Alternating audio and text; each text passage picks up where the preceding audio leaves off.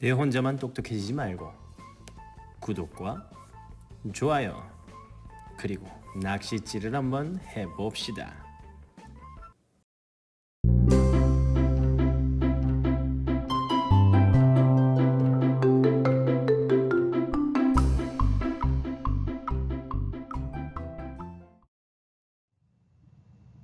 네, 오늘 수업을 위해서 과학책 80쪽, 81쪽, 실험관찰 37쪽을 미리 준비해 주세요. 영상을 보면서 선생님과 천천히 같이 한번 공부해 봅시다.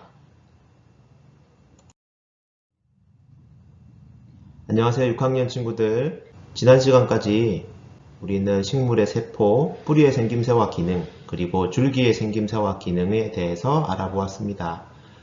오늘은 잎이 하는 일이 무엇인지 한번 알아보겠습니다. 동물들은 양분을 얻기 위해 먹이를 찾아 이동하지요. 그렇다면 이동하지 못하는 식물들은 어떻게 양분을 얻어서 살아갈까요? 잠시 친구들도 한번 고민해 볼래요?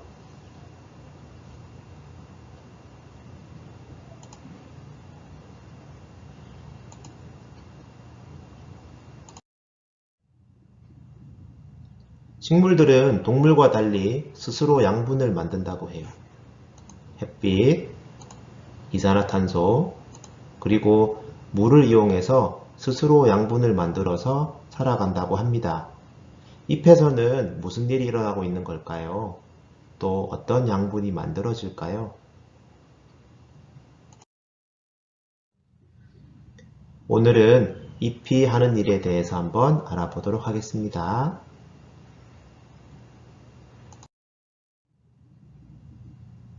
먼저 잎에서 만든 양분을 확인하기 위한 실험을 준비해 보고요. 잎에서 만든 양분을 확인하는 실험을 함께 해보도록 하겠습니다. 잎에서 만든 양분을 확인하기 위해서 선생님은 고추 모종을 준비했어요. 텃밭에서 비슷한 크기의 고추 모종 2개를 골라보려고 합니다. 하나는 어둠 상자를 씌워서 햇빛을 받지 않게 하고 하나는 그대로 두어서 햇빛을 계속해서 받도록 할 거예요. 그럼 선생님이 어떻게 준비했는지 한번 볼까요?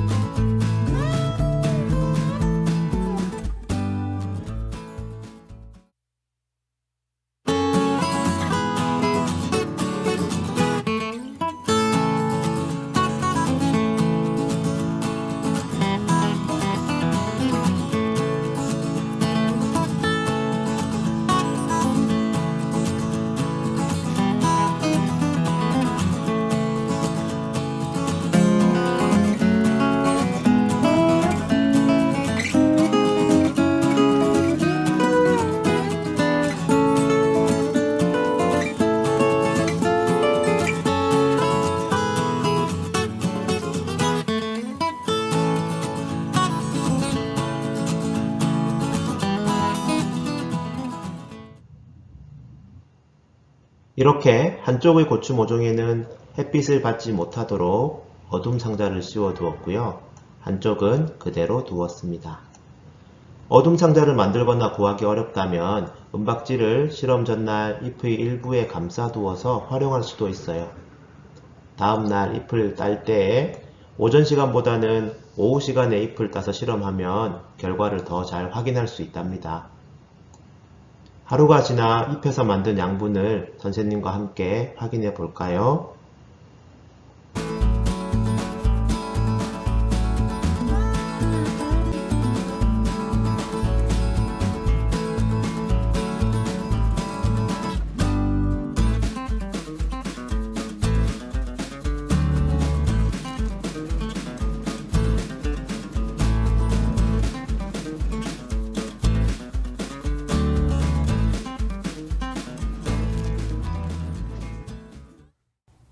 어제 오전에 비슷한 크기의 고추 모종에 하나는 햇빛을 받도록 그대로 두고 하나는 검정색 어둠 상자를 씌워서 두었습니다. 네, 하루가 지나 오후에 선생님이 방금 나가서 햇빛을 계속해서 받은 잎의 고추잎과 햇빛을 받지 않은 고추잎을 방금 따왔습니다. 잎에서는 과연 어떤 일이 일어났을까요? 한번 확인해 볼까요? 먼저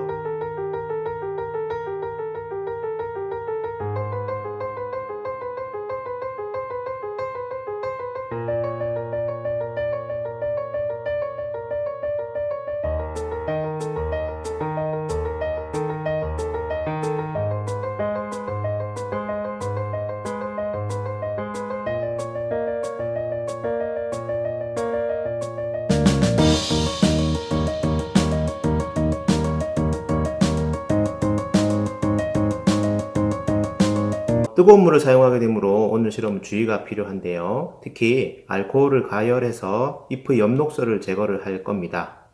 알코올을 직접 가열하게 되면 화재 등의 위험이 있으므로 뜨거운 물에 넣어서 중탕으로 반드시 가열하여야 합니다. 알코올에 잎을 넣는 까닭은 무엇일까요? 네, 바로 잎의 엽록소를 제거하는 역할을 하는데요. 엽록소를 제거하는 이유는 아이오딘과 칼륨 용액을 떨어뜨렸을 때 색깔 변화를 좀 더 잘 관찰하기 위해서입니다. 그렇다면 아이오딘과 칼륨 용액이 어떤 역할을 하길래 색깔 변화를 관찰할 수 있을지 궁금하지 않나요? 네, 바로 아이오딘과 칼륨 용액은 녹말과 만났을 때 청남색으로 변합니다. 청남색이란 말이 생소하죠? 푸른 빛을 띠는 남색이라는 의미를 가진 말인데요.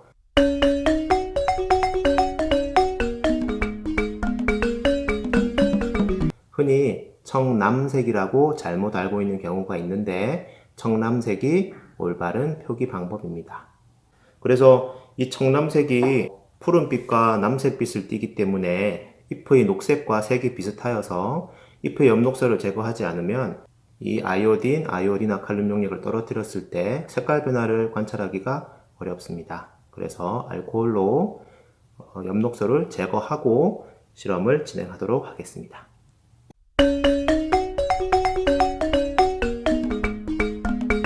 네, 먼저 두 비커에 한쪽은 햇빛을 받은 잎을 중탕을 할 예정이고 한쪽은 햇빛을 받지 않은 잎을 중탕을 하겠습니다.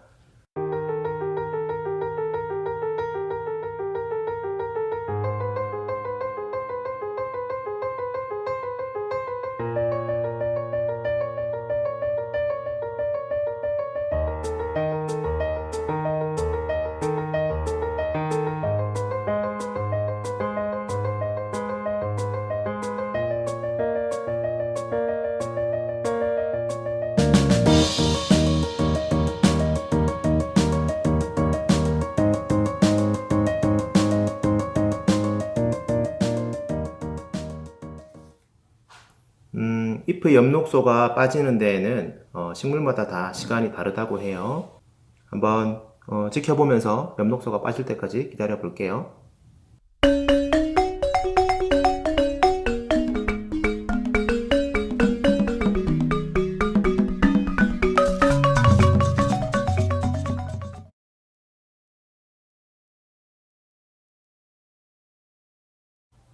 에탄올을 중탕을 한 지 약 1시간이 경과가 되었는데요.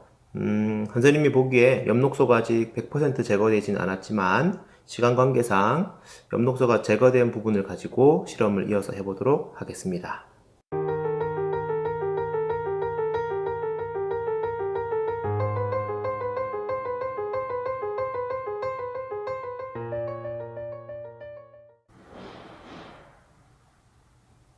햇빛을 계속해서 받았던 잎의 모양이고요. 아마 엽록소가 거의 제거된 모습을 볼 수 있습니다. 배터리 접시 위에 올려두겠습니다. 다음 햇빛을 받지 못하였던 잎이고요. 아직 엽록소가 잘 다 제거되진 않았는데 제거된 부분을 가지고 실험을 해보도록 하겠습니다.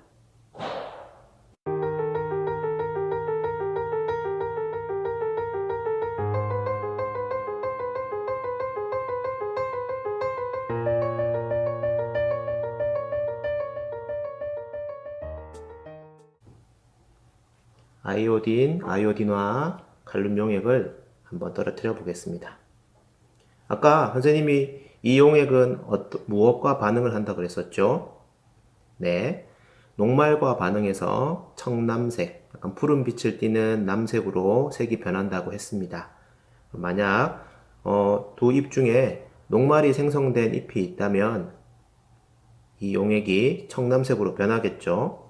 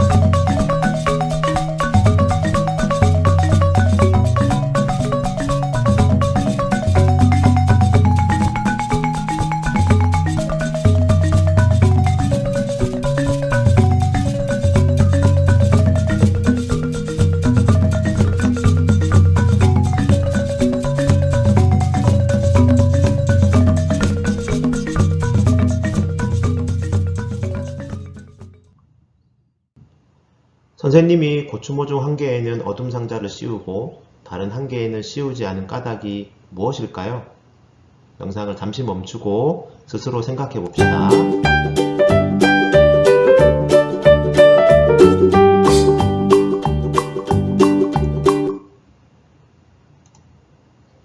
네, 빛을 받지 못한 잎과 빛을 받은 잎을 비교하기 위해서 어둠 상자를 활용했지요.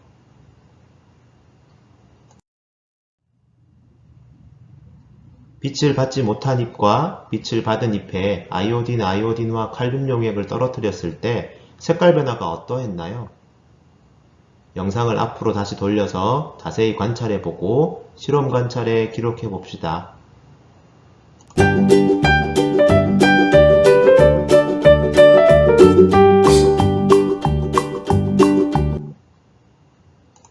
빛을 받지 못한 잎은 색깔 변화가 없었고요.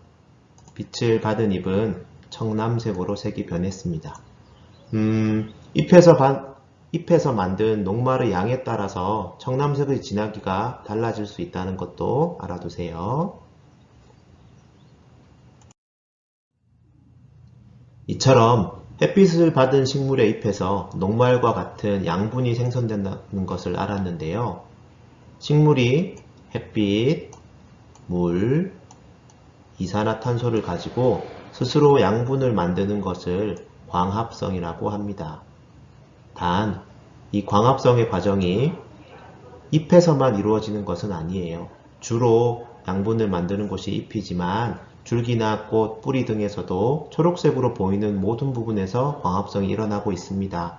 예를 들어 무가 땅속에 있는 부분 말고 땅 밖으로 튀어나온 부분이 초록색으로 변한 것을 본 적이 있지요. 네, 그 부분에서도 광합성이 일어나고 있습니다.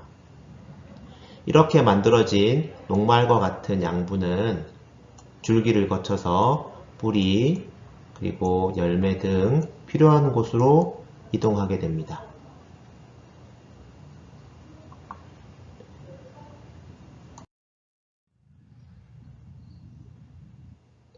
실험에서 알게 된 사실과 잎 모양이 대부분 이렇게 납작한 까닭이 왜 그럴까 한번 생각해 보세요.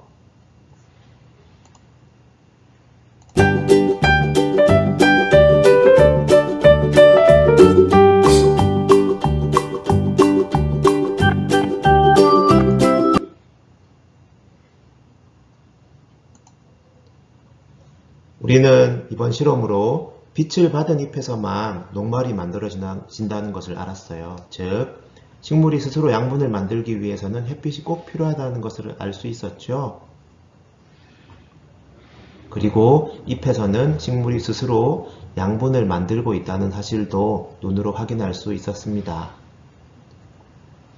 잎 모양이 대부분 납작한 까닭은 잎이 납작하면 양분을 만들 때 필요한 빛을 더 많이 받을 수 있어요. 우리 손바닥을 한번 예로 들어 볼까요? 손을 이렇게 폈을 때와 주먹을 쥐었을 때 어느 쪽이 햇빛을 더 많이 받을 수 있나요? 네, 손을 이렇게 납작하게 폈을 때 더 많은 햇빛을 받을 수 있겠죠? 그래서 잎 모양이 대부분 많은 햇빛을 받기 위해 납작하답니다. 영상이 끝나고 나면 오늘의 퀴즈 링크가 있습니다. 링크를 눌러서 퀴즈에 참여해 주세요.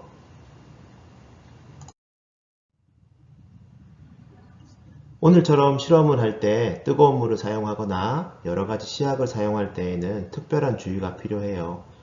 뜨거운 물에 화상을 닿을 수도 있고 다른 시약에 내 몸이 상하게 될 수도 있습니다. 집에서는 어른의 도움 없이 위험한 실험을 하지 않도록 꼭 약속합시다.